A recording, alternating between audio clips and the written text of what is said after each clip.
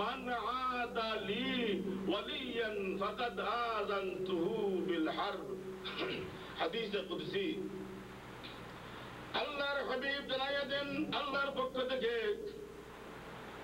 যে ব্যক্তি, স্বয়ং আল্লাহর কথা, এটা হাদিসে কুদসি আল্লাহর কথাই হয়, যে ব্যক্তি আমার কোন মহব্বতের পাত্রের সঙ্গে আদাওয়াত রাখবে, আমার মহব্বতের পাত্রের সঙ্গে সে খারাপ ব্যবহার করবে, অমার্জিত ব্যবহার করবে, আমার ওলির সঙ্গে সে আদাওয়াতের সম্পর্ক রাখবে, তার সঙ্গে আমি আল্লাহর পক্ষ থেকে যুদ্ধ ঘোষণা। পারবেন আল্লাহর সঙ্গে যুদ্ধ করতে? কেউ পারবেন? সেই এটম আছে, স্ট্যান্ডগান আছে, আল্লাহর সঙ্গে যুদ্ধ করার স্ট্যান্ডগান আছে নাই? তাইলে আবার অলির সঙ্গে কেন আদাওয়াতি রাখেন? অলির সঙ্গে আদাওয়াতি কেন রাখেন? অলির সঙ্গে আদাওয়াতি রাখলে কি হয়? সংক্ষেপ কথায় বলছি, হযরত ইব্রাহিম আলাইহিস সালাম নবী ছিলেন। আল্লাহর নবী হযরত ইব্রাহিম আলাইহিস সালামকে আল্লাহ টাইটেল দিয়েছেন খলিল, ওয়াত্তাখাযাল্লাহু ইব্রাহিমা খলিলা। হযরত ইব্রাহিম আলাইহিস সালাম যখন নমরুদকে বহু বুঝালেন, বুঝলো না, শেষ পর্যন্ত হযরত ইব্রাহিম আলাইহিস সালামকে সে জেলেও রাখলো 10 দিন।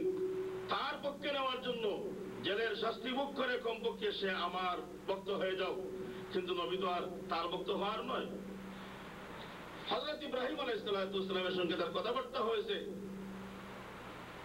তর্কযুদ্ধ হয়েছে, এটা কোরআন শরীফে আছে।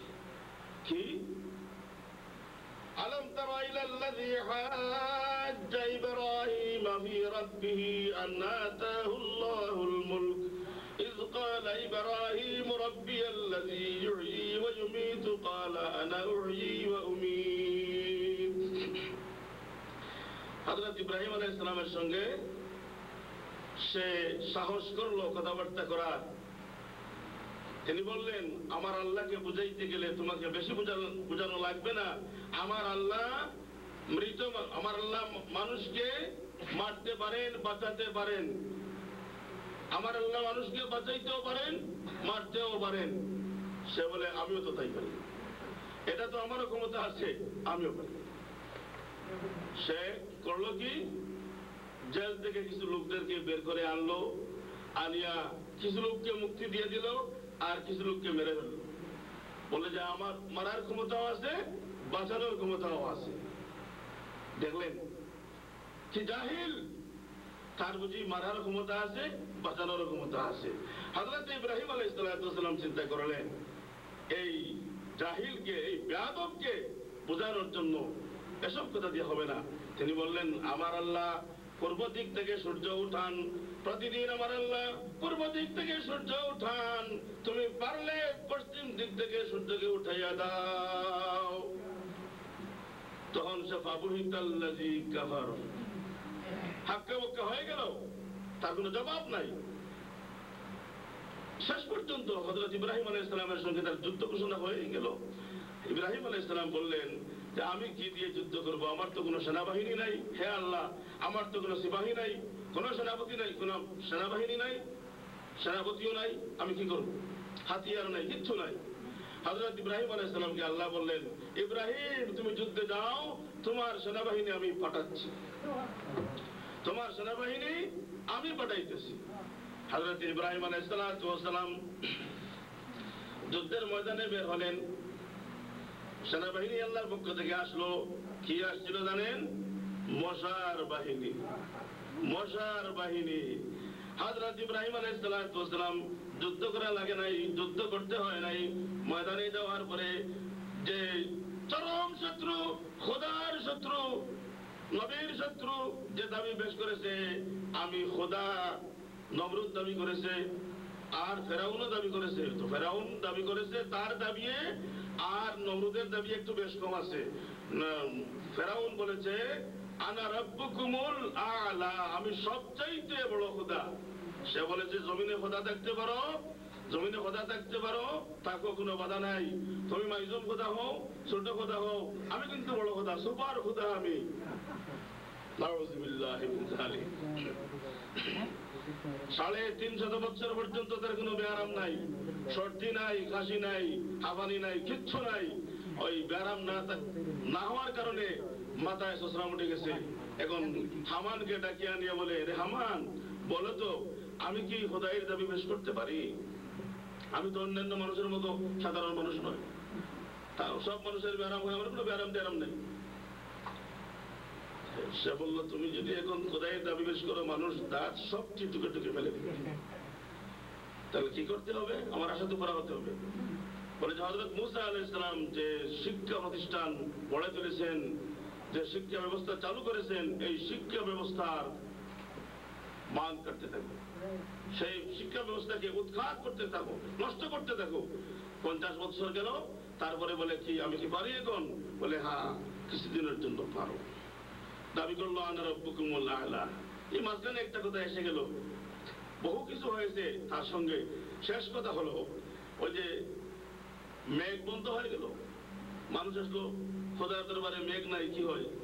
জমিন ফাটিয়ে আগুন বাড়ানোর সম্ভাবনা হয়ে গেছে, খোদা মেঘ দেন। এলে তোমরা মারাত্মক গুনাহ করতেছো, মেঘ কেন হবে না? যাও। হামানকে ডাকিয়ে আনিয়ে বললো, হামান কি বলো, তুমি যে আমার রাসূল হয়েছো আর আমি খোদা, মেঘ তো নাই, কি করা যায়? সে বলে মেঘ হবে। ওই গাছে উঠছে জিন্নাতরা রাত্রে, ওদেরকে ডাকিয়ে বলছে, উঠো, মেঘ হবে আজকে। মেঘ তো খুবই হয়েছে, কিন্তু খোদার দরবারে নাক না টিপে যাওয়া যায় না। চতুর্দিক থেকে মানুষরা আসছে, খোদা মহাশয় কি হলো, ব্যাপার কি? এই মেঘে তো এত দুর্গন্ধ, আগে না বলছিলাম কিছুদিন বাঁচবো, এখন তো আর বাঁচতেও পারবো না। আরে তোরা মারাত্মক গুনাহ করেছো, দেখবো কি হলো। সেটাকেই আনলো, ওটাকে আবার আনিয়া কি, তুমি যে এমন মেঘ দিলে যে মেঘের কারণে স্বয়ং খোদাই মারা যাবো, এখন তো স্বয়ং খোদাই মারা যাবো। বলে যে তোমার মতো খোদা যে দেশে আর আমার মতো রাসূল যে দেশে, সেই দেশে এর চেয়ে ভালো মেঘের আশা কেমনে করবো? হ্যাঁ, এমন সব নেতামন্ডলীও আমাদের আছে, নেতামন্ডলী আমাদের এমন আছে, সে মনে করে সে যেটা করে সেটাই ভালো। না না, তুমি আল্লাহর পথে আসার চেষ্টা করো, রাসূলের পথে আসার চেষ্টা করো, না হয় যেমন ফেরাউন ধ্বংস হয়েছে তুমি ধ্বংস হবে। নমরুদ যুদ্ধের ময়দানে যাওয়ার পরে নমরুদের নাকের ভিতর দিয়ে একটা মশা ঢুকলো, তাও সুস্থ মশা নয়, এটা কিন্তু সুস্থ মশা নয়, ঢুকেছে একটা ল্যাংড়া মশা। ঢোকার পরে আর কি যুদ্ধ করবে? বলে আমাকে একটু নরম কিছু দিয়ে বাড়ি দাও, মাথায় নরম কিছু দিয়ে বাড়ি দাও। এখন লাকড়ি দিয়ে বাড়ি দিলেও দুঃখ হবে, কষ্ট হবে। কি দিয়ে দিবে বলেন? জুতা দিয়ে। জুতা দিয়ে বাড়ি দেওয়া শুরু হলো। বলে আমি আরাম পাচ্ছি। বাড়ি দেওয়ালা পরিবর্তন হচ্ছে, কিন্তু বাড়ি খানেওয়ালার কোনো পরিবর্তন নাই। জুতার বাড়ি খেয়ে আল্লাহর দুশমন, রাসূলের দুশমন জুতার বাড়ি খেয়ে দুনিয়া থেকে বিদায় নিল, যে খোদায়ের দাবি পেশ করেছিল। আর আজকে সেই নমরুদের দল, সেই সাদ্দাদের দল, সেই ফেরাউনের দল যারা দুনিয়াতে আছে, তারা শিক্ষা গ্রহণ করা উচিত। আমি যদি তাই করি আমার অবস্থা এটা হবে, ঠিক কিনা? ঠিক কিনা বললে এটাও কিছু বলতে ভাষা লাগে, ঠিক কিনা বলেন? আমি যে আয়াত শরীফ তিলাওয়াত করেছি, আশিদ্দাউ আলাল কুফারি রুহামাউ বাইনাহুম, মুসলমান কাফিরের সঙ্গে আপোষ করতে পারে না, আপোষহীন সংগ্রাম করে যায়, জিহাদ করে যায়, শেষ পর্যন্ত তার শরীরের শেষ রক্তবিন্দু জমিনের মধ্যে দিয়ে আসে, শাহাদতের মর্যাদা গ্রহণ করে দুনিয়া থেকে বিদায় নিয়ে যায়। এরই নাম ইসলাম। আর মুসলমানদের সঙ্গে কি ব্যবহার করে? মুসলমানদের সঙ্গে ব্যবহার হলো রুহামাউ বাইনাহুম। মুসলমানকে দেখলে সে সালাম করে, সালাম আছে আছে, কিন্তু খুব সহজে নাই, সালাম পেতে হবে। চেয়ারম্যান সাহেব হয়ে গেছি, সালাম না করলে বেটা নাক ফুটে যাবে। হ্যাঁ, মেম্বার সাহেব হয়ে গেছে, কোনো মতে আমার মতো মৌলানা সাহেব হলে তার উপায় নেই, সালাম পাবোই, এটা আমার পাওয়ার হয়ে গেছে, আমি পাবো না। সালাম করবেন, সালাম করার জন্য আর জবাব দেওয়া কি ওয়াজিব। সালাম করলে কি হয় আর জবাব দিলে কি হয়? ঘটনা আমার স্মরণ হলো, সংক্ষিপ্তভাবে বলছি। হযরত আলী রাদিয়াল্লাহু তাআলা আনহু হযরত আবু বকর সিদ্দিক রাদিয়াল্লাহু তাআলা আনহুকে সালাম দিতেন দেখলেই। একদিন তার ব্যতিক্রম হলো, হযরত আলী রাদিয়াল্লাহু তাআলা আনহু সালাম দিলেন না, হযরত আবু বকর সিদ্দিক রাদিয়াল্লাহু তাআলা আনহু সালাম দিলেন আগে। সালাম তো দেওয়ার সুযোগ পাইলেন, খুশি হলেন, কিন্তু মনে আসলো যে ব্যক্তি আমাকে সদা সর্বদা তার চিরাচরিত অভ্যাস মতো সালাম দিত আগে, আজকে তার ব্যতিক্রম হলো কেন? হয়তোবা তিনি আমার উপর নারাজ হতে পারেন, অসন্তুষ্ট হতে পারেন, খুশ করতে চাই। আল্লাহর হাবিবের দরবারে গিয়ে আবদার করেন, ইয়া রাসূলুল্লাহ সাল্লাল্লাহু আলাইহি ওয়াসাল্লাম, হযরত আলী আমাকে দেখলেই সালাম দিত, আমি কোনোদিন সুযোগ পাই নাই আগে সালাম করার, আজকে সুযোগ পেয়েছি, এটা আমার সৌভাগ্য। কিন্তু আমি চিন্তা করতেছি উনি কোনো কারণে আমার উপর অসন্তুষ্ট হইলে আমি সন্তুষ্ট করতে চাই। আল্লাহর হাবিব দেখালেন হযরত আলী রাদিয়াল্লাহু তাআলা আনহুকে, আলী ঘটনা সত্য নাকি? তুমি